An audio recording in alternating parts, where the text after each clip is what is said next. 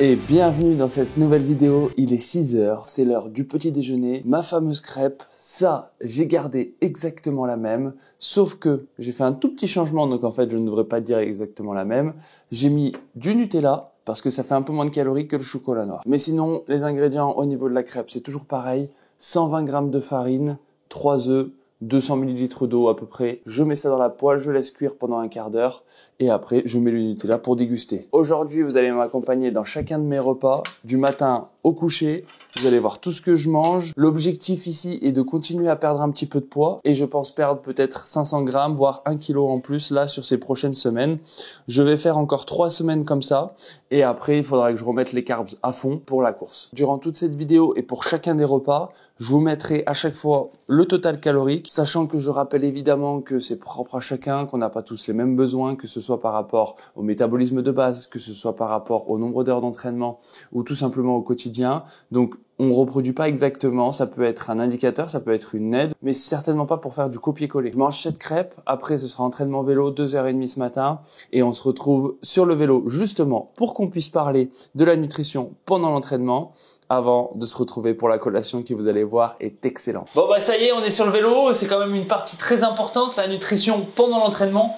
On est sur un sport où on se bouffe quand même beaucoup de calories pendant les entraînements.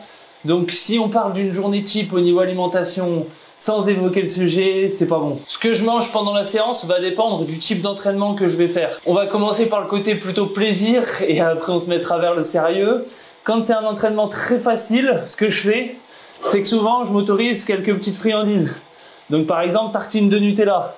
Ça peut être des bonbons, ça peut être des cookies, des bounty, peu importe. Le tout c'est de se faire plaisir, d'aborder les calories, d'habituer le corps toujours à digérer pendant les séances, mais sans avoir un besoin ultra précis ou surtout de très bonne qualité parce qu'on est sur une séance compliquée. En même temps, je vais quand même essayer d'apporter des aliments de qualité, donc selon la durée de la séance, si j'ai assez de glucides à mettre en place, ce que je vais faire, c'est que je vais rajouter banane par exemple. Après, par contre, si je suis sur un entraînement très spécifique, que ce soit de la haute intensité ou une reproduction de course pour m'entraîner vraiment au niveau de digestion, mais très précis et très carré, et ben là, c'est très simple. Je prends des gels, Power Gel de chez Power Bar tout le temps, et je complète tout ça avec la boisson que je vous ai ramenée ici, boisson isotonique.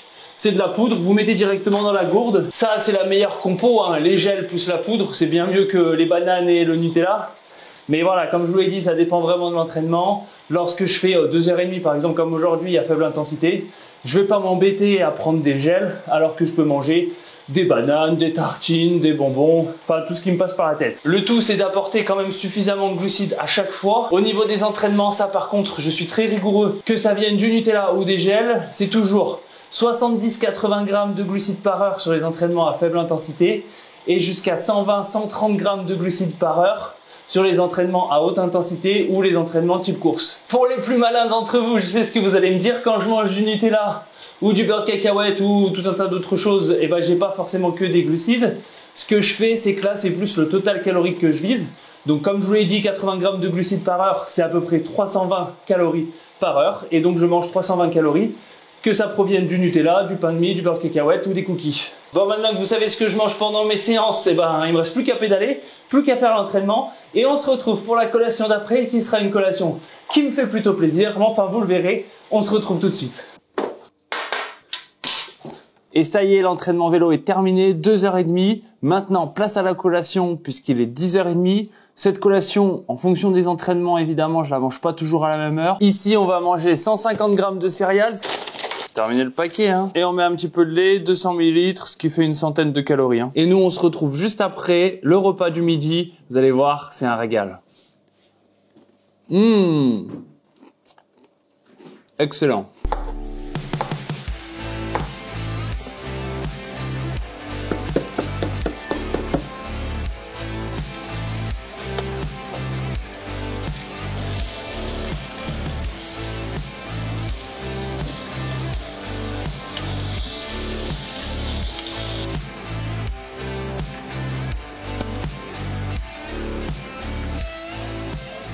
Ça y est, on y est, le repas du midi. Donc comme je vous le disais, c'est excellent.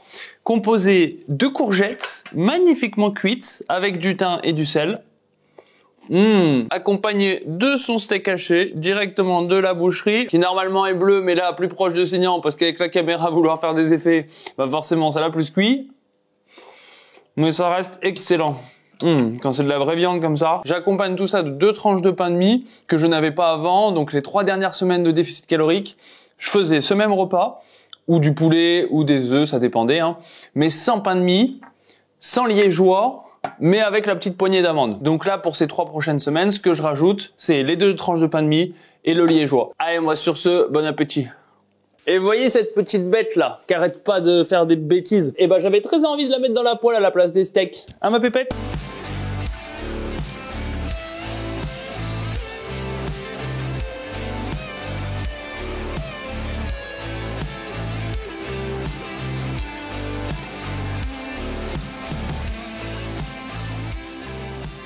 Vous m'excuserez, hein, mais je vais déguster ce magnifique et succulent goûter avant de vous expliquer pourquoi je le fais. Vu qu'il est encore chaud, on va en profiter. Je vous récupère juste après.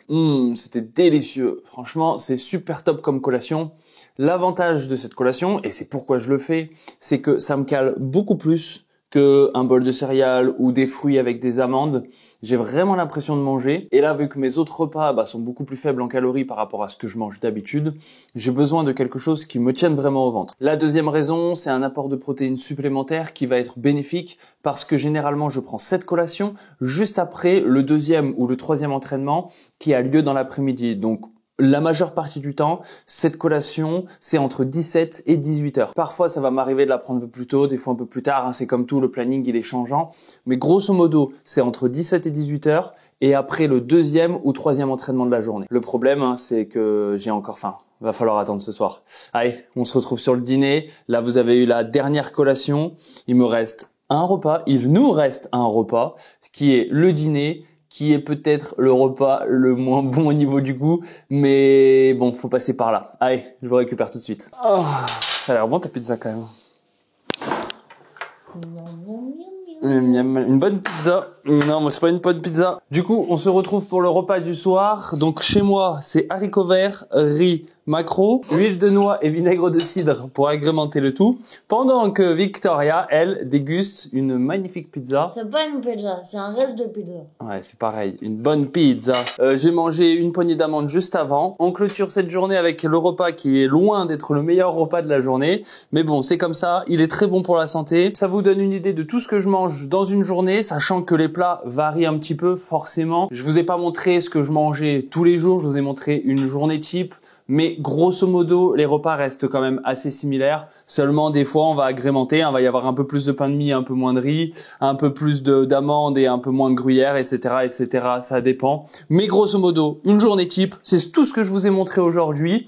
J'espère que ça vous a donné une idée plus précise de ce que je mange pour perdre du poids. Je suis pressé de pouvoir remanger quand même correctement en quantité parce que là, j'ai toujours faim. Tout le temps faim. Au niveau énergie, c'est compliqué aussi parce que du coup, vu que j'ai faim, et ben je suis en manque d'énergie, tout est dur, les entraînements sont durs, le travail est dur, la vie quotidienne est dure, tout est compliqué. Franchement, un déficit calorique, c'est pas fait pour moi. J'espère que la vidéo vous a plu. Moi, je vous dis à la prochaine. On reprendra les semaines d'entraînement. On s'approche de la course, il ne reste plus que quelques semaines. Moi, je suis prêt. J'espère que vous aussi, et je vous dis à très vite pour une prochaine vidéo. Et vous croyez qu'on allait arrêter la vidéo ici? Bah non, évidemment. Faut aussi se faire plaisir dans la vie. Et abonnez-vous. Allez, abonnez-vous, commentez, et on se retrouve très vite pour une prochaine vidéo. Et le pouce. Le pouce.